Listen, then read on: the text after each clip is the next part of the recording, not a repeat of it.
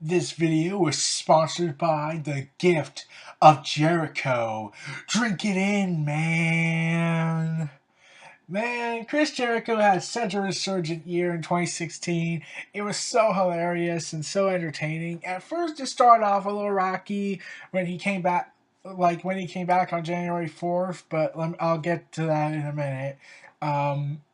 Jericho kind of was skipped out 2015 a lot. He wasn't really on the shows as much. He was on the house shows. He signed contract dealings with WWE to do house shows and whatnot. After his feud with the Wyatt family, he just kind of disappeared for a while. His last appearance up until 2016 was December 15th episode of Raw, where he was taking over as the guest general manager of Raw when they had the Authority gone for a bit.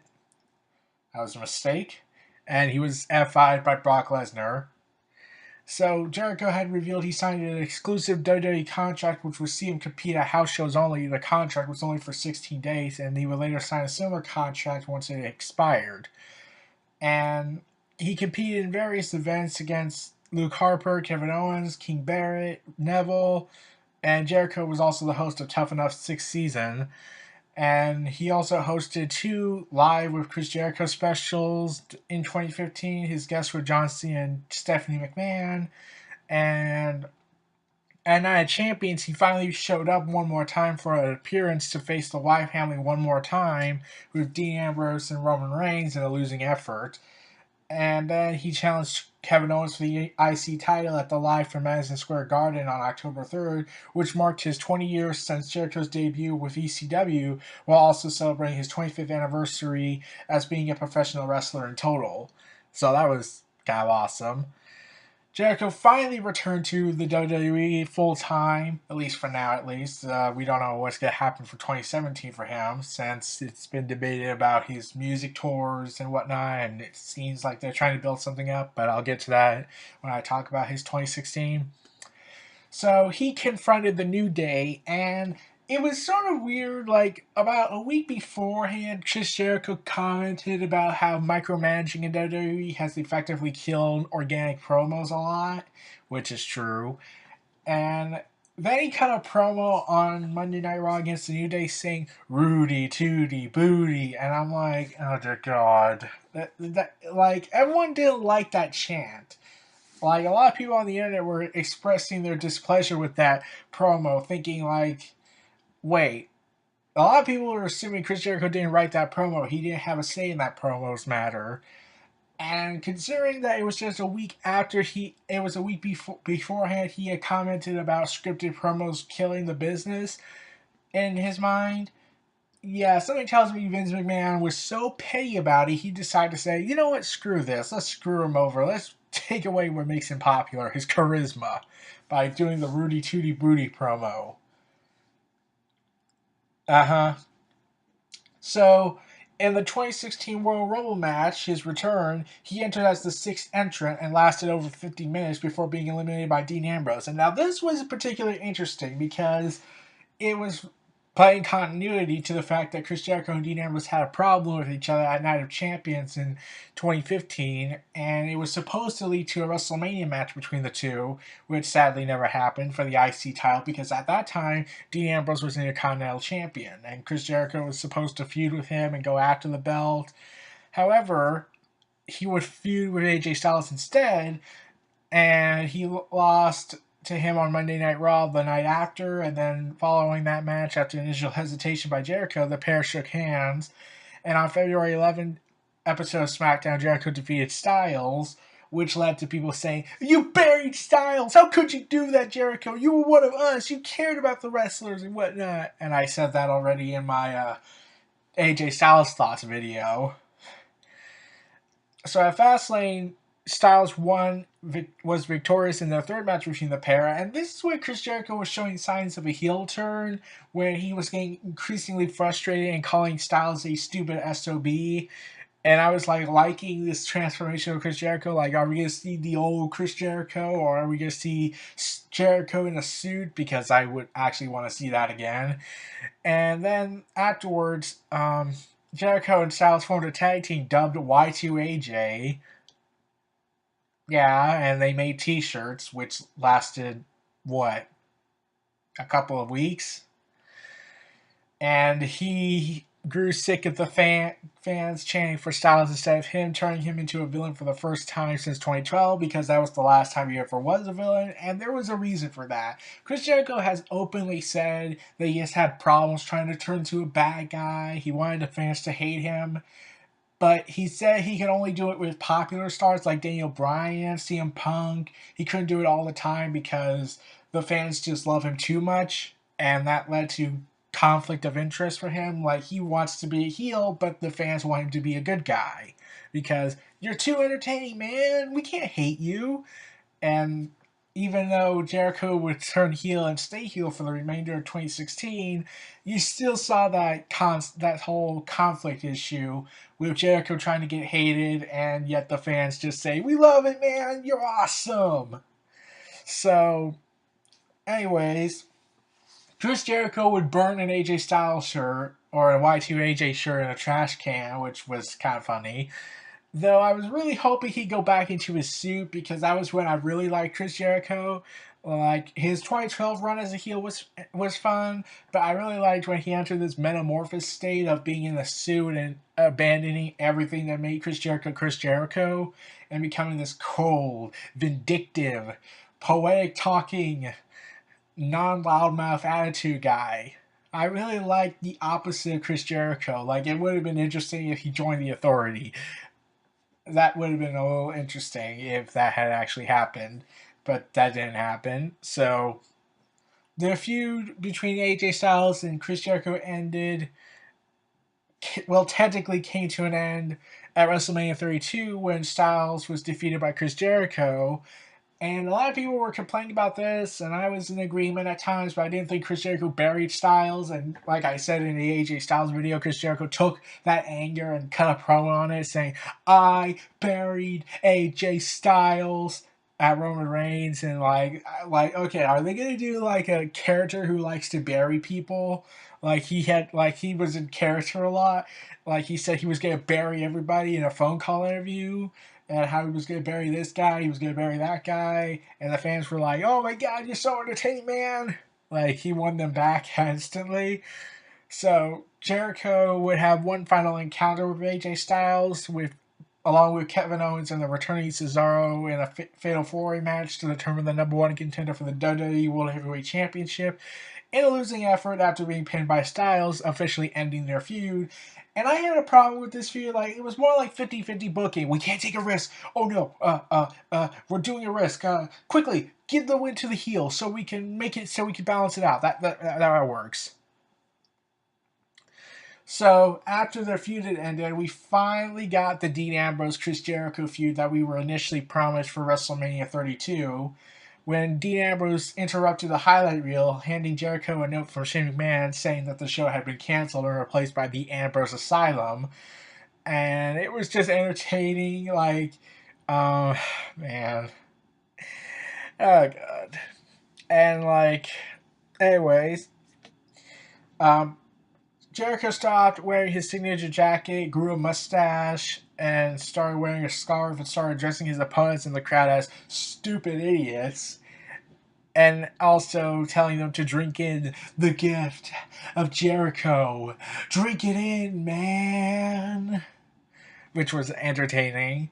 Like, when Jericho was first turning heel and he started doing the temper tantrum attitude, I was like, I don't know how to feel about that. It kind of looks like a 30-year-old, a nearly 50-year-old man trying to impersonate a 30-year-old guy, like trying to recapture his glory days in the 90s when he was in WCW, when he did all that temper tantrum angle he did, which was fairly entertaining.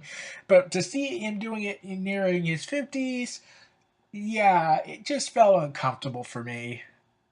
But luckily, he abandoned that persona and started embracing a more different persona, like how he became so egotistical.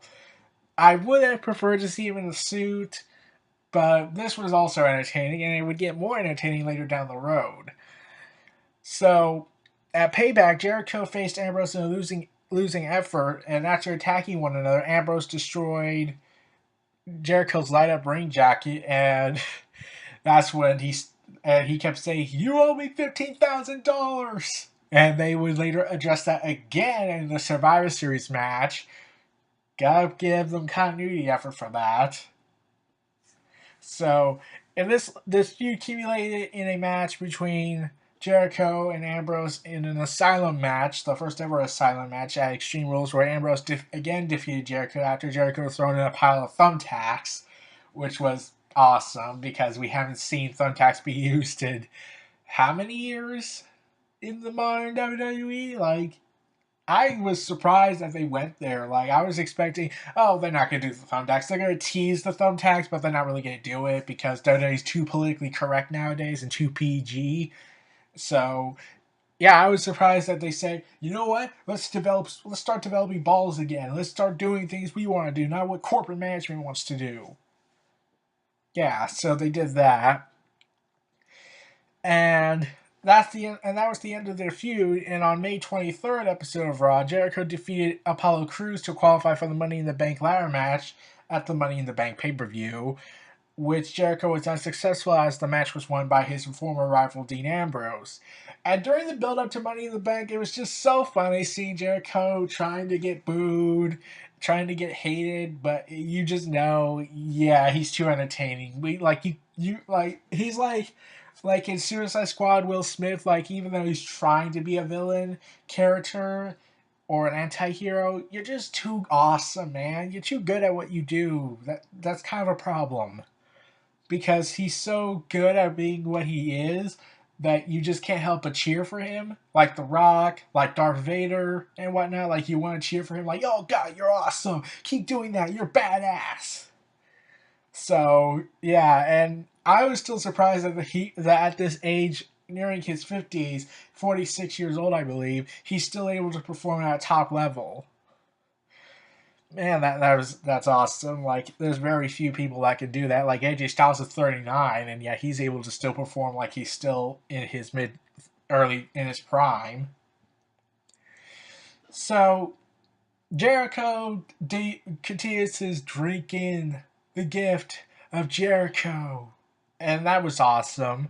So, like, moving on, and fans just try to boo him, especially when he was quote trying to say about the Money in the Bank ladder match, saying, "This is my match, I created it," and they pointed out a obvious question of, if you are the creator of Money in the Bank, then how come you never won it?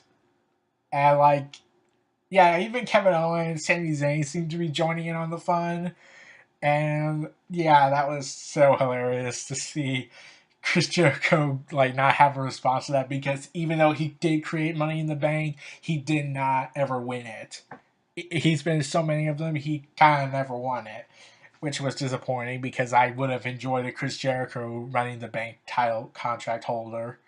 That would have been fun.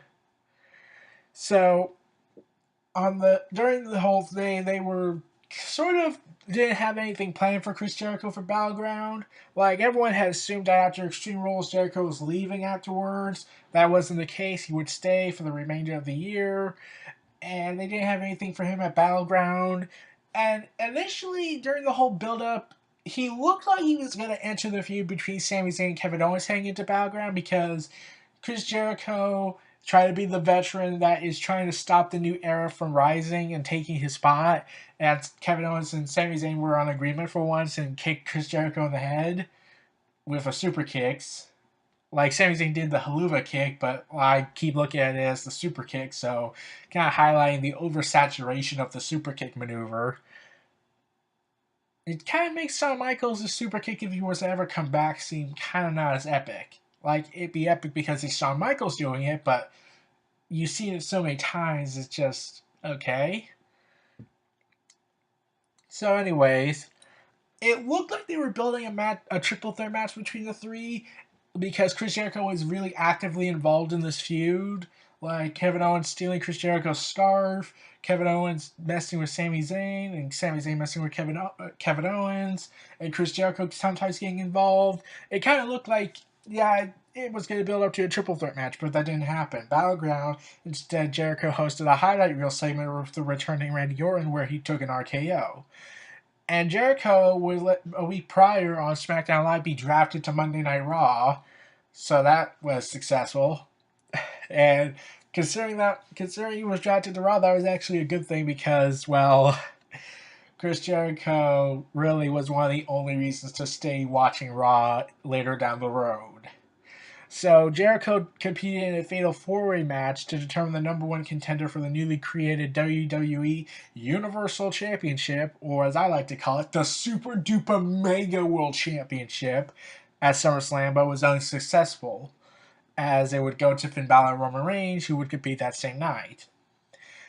So afterwards, Jericho then entered a feud with Enzo Amore and Big Cass, and on August 1st episode of Raw, he teamed with Charlotte to defeat Enzo and then Women's Champion Sasha Banks in a mixed tag team match, after which Big Cass made the save as Jericho continued his assault on Amore. And following the week on Raw, Jericho teamed up with Kevin Owens, nicknamed Jericho, and later defeated Amore via disqualification with Big Cass interfered. This led to a tag team match between the two teams at SummerSlam, where Jericho and Owens defeated Enzo and Cass. And on August 22nd episode of Raw, Jericho interfered in Owens' match against Neville, allowing him to qualify for the Fatal 4-Way match to determine the next Universal Champions because Finn Balor got injured on the August 29th episode of Raw, which Owens would win. So, on September 12th episode of Raw, Jericho ended a feud with Sami Zayn, who questioned his allegiance to Kevin Owens, resulting in Jericho defending Owens and attacking Sami Zayn by throwing a cell phone in his head. And on September 19th episode of Raw, feeling that he was getting screwed over by Raw General Manager Rick McFoley and other wrestlers beginning to annoy him, Jericho created a list called The List of Jericho, in which he wrote down the name of the person that bothered him and why. And yeah, let's just say this. It was the most popular, most entertaining aspect of Raw of 2016, which I don't know if I should find enjoying or very sad. Because it's hilarious because it's Chris Jericho, but it's sad that a list is more popular than half of the roster. Like T.J. Perkins, who cares about him? Rich Swann, who cares about that guy? Roman Reigns, well, he's not an indie guy. He's not Chris Jericho. He's not any of these guys we like. So boo him. So that's to be expected for him. And people were wondering, where did the list come from? Did Chris Jericho create it? Who created the list? And Chris Jericho revealed that it was the former wrestler Jimmy Jacobs, who recently was hired as a creative department guy.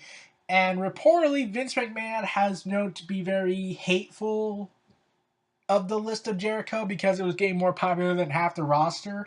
And I'm glad that they didn't kill the list off entirely. Like, they lessened it later down the road, but it still had value. But, I'm wondering, Vince, if you are so mad that a list is more popular than half of your talent, why don't you do a better job at making your talent great? Oh, wait, that would require effort and logic and turning Roman Reigns heel. And you don't want to do that. That would require too much effort and too much time on your hands. So, the list of Jericho soon became incredibly popular with fans, with many critics describing Jericho and his list as easily one of the best moments of Raw's broadcast. And at Clash of Champions, Jericho defeated Sami Zayn and assisted Owens in his victory against Seth Rollins. And that is where the problem comes in, because Chris Jericho and Owens had this alliance going on. It started lessening Owens' fangs because he started over-relying on Chris Jericho. Like, later on at Hell in a Cell, Jericho aided Owens in a victory against him after Owens would spray a fire extinguisher in the face of the referee, which in turn allowed Chris Jericho to enter the Hell in a Cell structure.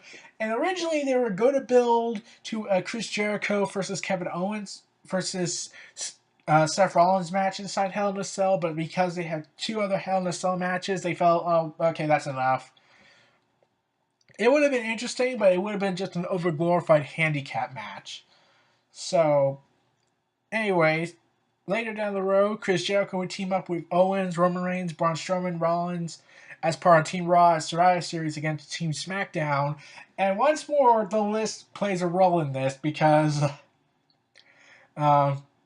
okay, you see, Chris Jericho put James Ellsworth on the list because he looked like a turtle in his mind without a shell, which is something JBL likes to say. And the audience just exploded seeing Chris Jericho holding the pen up and about to write down the person's name on there and says, "You just made the list!" And everyone's just freaking out like, "Oh man, he just made the list! Oh my god, he's making the list! He's putting him on the list!" And I don't know if I should find it entertaining or incredibly sad that this is what makes a reaction now. Like, I've told people at work about this, and they kept saying the same thing. It's entertaining that this happened, but it's sad that half of the roster can't get over, like, a clipboard. So, yeah. So the next night after Survivor Series, Jericho and Owens teased a breakup, but they revealed it was a ruse, saying it was Roman Reigns' fault that they lost. And around this time, there was rumors that a fight broke out between Chris Jericho and Sin Cara because Jericho tried to Sin Cara, hey, Sin Cara, could you be a little bit quiet? Like, you're kind of disrupting the people on the bus. And and Sin Cara told him basically to F off.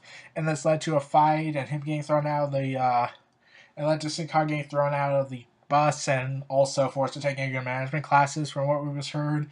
And then on that same night, Chris Jericho would show up in the Universal title match wearing a Sin Cara mask and attacked Rollins in another successful title defense for Owens.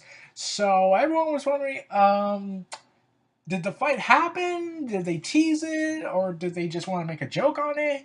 And Chris Jericho said that the fight never happened. Him and Sin Cara are cool. And they just did this for fun. So, yeah, what a way to troll everybody. So, the next week afterwards, tensions finally broke out between Jericho and Owens after both said that they didn't need each other anymore, and Jericho was later attacked by Rollins in the parking lot, which also prompted the return of the list. With Rollins saying, "Did I just make the list? You're damn right you made the list!" And then he gets attacked in the parking lot. And on December 5th episode of Raw, Owens announced that Jericho would face Rollins at Roadblock End of the Line, while later on the same night, Jericho failed to capture the U.S. Championship from Reigns after unwanted assistance from Owens. And at Roadblock, the match between Jericho and Seth Rollins wasn't really memorable. You could skip that match and you wouldn't miss a thing. Because there was nothing memorable about it. It was just, let's further advance the story of Kevin Owens and Jericho. They're the main course. Rollins, oh, we just need to put Rollins on the show because he's Seth freaking Rollins. He's CrossFit Jesus. So, yeah. The only highlight, and I didn't point this out in my Roblox thoughts video, that the only highlight that was put in there was a bunch of fans holding signs saying "stupid idiot." Basically saying, yeah, we may be stupid idiots, but we're your stupid idiots, Chris Jericho. I think that was the best way to describe it. Because Chris Jericho has repeatedly said why there isn't merchandise called Stupid Idiot shirts, because it would sell like hotcakes. But the reason why he doesn't want to do that is because he feels like that helps him be a heel, because he's making this comment over and over and over and over, and fans love that comment, and fans love the list of Jericho, and they just want him to, like, make a merchandise out of it, because, and that surprised me that Vince McMahon was really complicit on that, like, okay, let's not do that, even though that would be big money for WWE, which surprised me that they didn't go for it. And I could tell, if Jericho wore a shirt saying "stupid idiot" or "you're all stupid idiots," that would piss off all the fans immediately, because, hey, how come he got a shirt? We want shirts like that. Yeah, we want shirts like that. Yeah, Chris Jericho, give us shirts like that. And Chris Jericho would say, nah. So later on that night, Jericho delivered a code-breaker to Owens on purpose to give him a disqualification and another successful title defense, this time against Reigns. And on December 19th episode of Raw, it was announced that Owens will face Reigns in a rematch for the Universal Championship at the Royal Rumble this year, with Jericho suspended above the ring in a shark cage. And they would later have and then the week prior to Roadblock, they would have a tag team match for the tag team championships, which was a losing effort. That was just get the New Day out to that record. We need them to break the record. Okay, we gotta get them to break the record. So, yeah. And this led to one final match between Reigns and Kevin Owens for the U.S. Championship at on the final Raw of 2016. And Jericho tried to help, but then Rollins came out, and we all know how that goes down. So, yeah, that's pretty much the end of 2016 Chris Jericho. No idea what's going to happen for this year. Like, there's been speculation that we're going to see Kevin Owens versus Chris Jericho at WrestleMania. If Chris Jericho is able to make that commitment, he's scheduled to leave WWE to do the Fozzy tour. So there's a lot of conflict here on that. Like, I want to see Kevin Owens versus Chris Jericho because that would be awesome. Two best friends going at it, like Sami Zayn and him. So, yeah, I would love to see that. And it also makes the whole Rollins getting rid of Chris Jericho out of the equation kind of pointless since Chris Jericho is still getting involved. So that was kind of confusing. So yeah, man, Chris Jericho had such a resurgent year. It was so awesome to see this. I can't wait what's gonna happen for 2017. Is he gonna leave us? But that would like I get he has other commitments, but it would be so disappointing not to see him do the list of Jericho. But it's also kind of depressing to see that a clipboard with a piece of paper on it is able to get more popular with fans than all these other guys in the back. Really shows that there's a problem here. Like, even Vince McMahon has a problem with the list of Jericho. He tried to lessen its value and whatnot, and it didn't work. Like, I'm still glad they kept it. They would have obviously, Vince McMahon would have killed it off because, oh, it's getting organically over. We gotta kill it. We gotta kill it. Kill it. Kill it, man. Because you don't want organic stuff to grow and get popular with fans to get more merchandise money out of this. Yeah, that makes sense.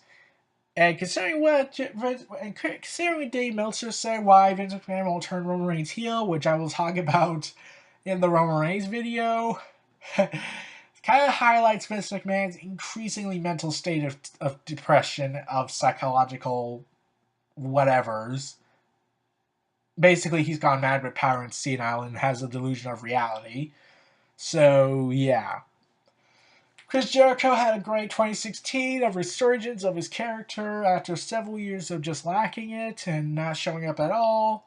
So I can't wait what's going to happen to that. I can't wait what's going to happen to Chris Jericho. Is he going to make it to WrestleMania this year or not? I would like to see him fight Kevin Owens for the match, and especially for the Universal title, though something tells me that's not going to be the case.